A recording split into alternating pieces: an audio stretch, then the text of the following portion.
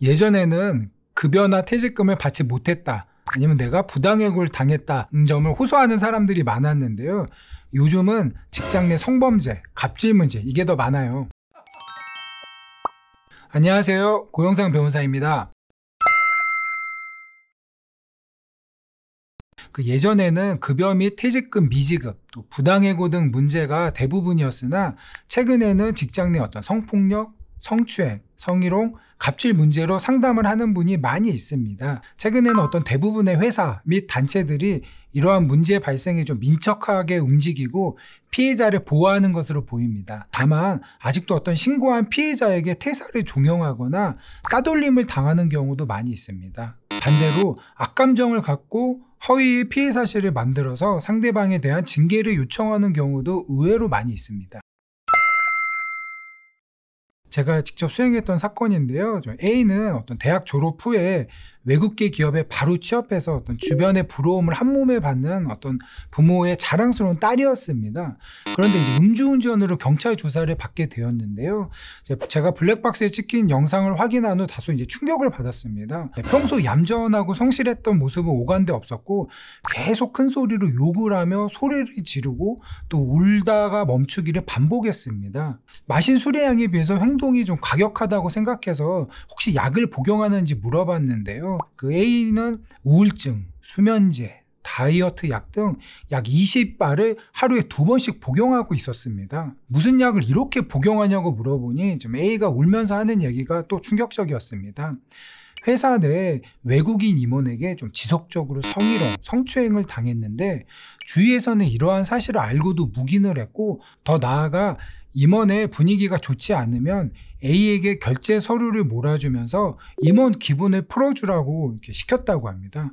더 이상 참을 수 없었던 A가 회사 인사팀장에게 이러한 내용을 신고했지만 인사팀장은 도리어 너가 행동을 어떻게 했냐며 나무랬다고 합니다.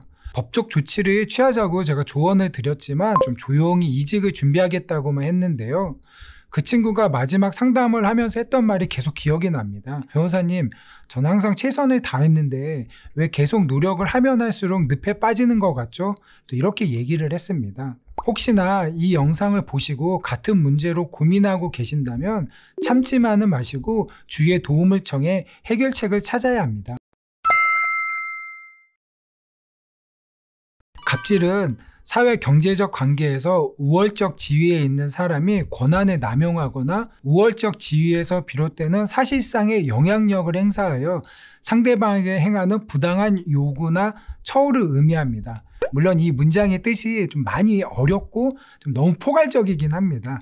구체적으로 좀 살펴보면 부당한 업무 지시, 또 금품 수수, 모욕적인 언사는 물론 집단 따돌림도 당연히 갑질에 포함됩니다. 모든 직원에게 업무 수행에 필요한 비품을 지급하면서 특정인에게는 아무런 이유 없이 비품을 주지 않는 행위, 입고 다니는 옷을 지적하며 야, 너 싼 티가 난다, 외모를 관리하기 위해 돈을 써야 한다는 발언은 모두 다 갑질에 해당합니다.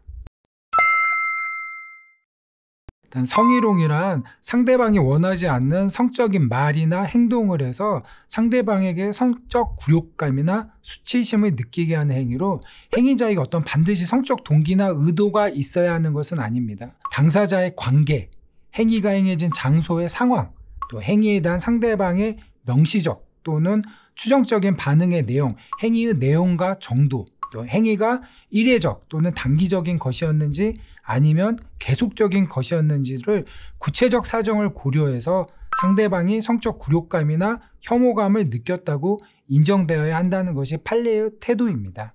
또 외모에 대한 성적인 비유나 평가를 하는 행위, 어떤 성적인 사실관계를 상대방에게 묻거나 또 성적인 내용의 정보를 의도적으로 퍼뜨리는 행위, 성적인 내용이 포함된 사진 등을 종송하는 행위도 포함이 됩니다. 성희롱은 성범죄 중 강제추행과는 좀 구별해야 하는데요.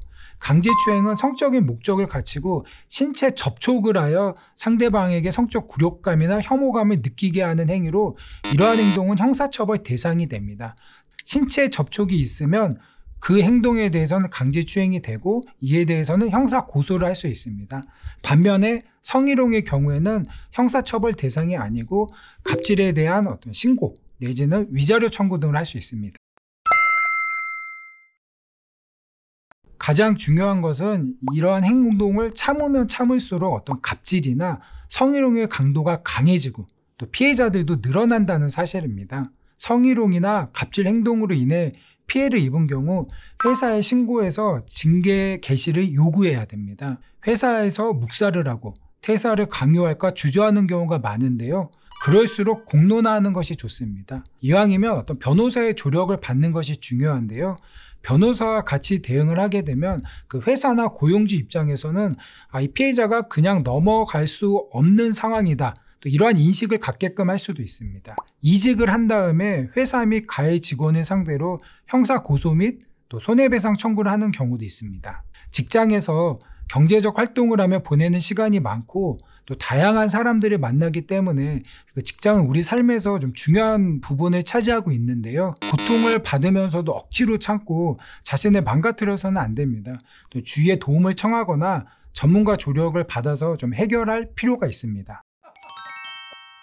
어떤 사람들은 강하게 대응을 하면 바로 없어져요. 그때 좀 약간 착하고 여린 피해자들이 참으면 참을수록 강도가 강해져요.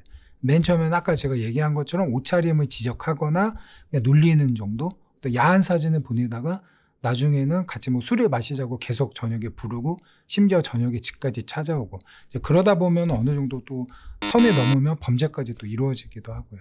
그동안에 네가 다 오케이 했으니까 우리가 지금 여기까지 온 거잖아, 뭐 이렇게 주장하기도 하는 거죠. 그런 경우도 있습니다. 예를 들어서 나중에 어떤 범죄가 일어나고 나서 이제 고소를 했을 경우에 그동안에도 나랑 술도 마시고 단둘이 얘기도 고민 상담도 했고 그때 같이 뭐 팔짱도 꼈는데 왜 그러냐, 뭐 이런 식으로 해서 이제 항변을 하는 경우도 많은데요. 사실 직장 상하 관계에 있으면 부하 직원으로서는 어떤 상사가 어느 정도의 좀 행동에 대해서는 좀 수인할 수밖에 없는 입장이기 때문에 그런 것을 가지고 어떤 나의 행동이나 내 범죄가 정당화되거나 죄책을 면한다 이렇게 볼 수는 없죠. 저도 어디서 읽은 글인데 어떤 이러한 성범죄 아니면 어떤 직장 내 갑질에 대해서 교육을 하면서 그 강사분이 이랬다고 하더라고요.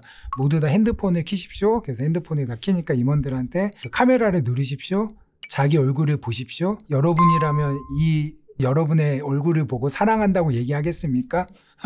그러면서 얘기하는 게 직원들이 여러분을 좋아하는 거는 남성으로서 좋아하는 게 아니라 여러분들의 지위에 따른 예의를 갖추는 겁니다. 오해하지 마세요. 이렇게 얘기를 했다고 하더라고요. 그러니까 좀 그런 것들을 착각하면 절대 안 될 것 같습니다.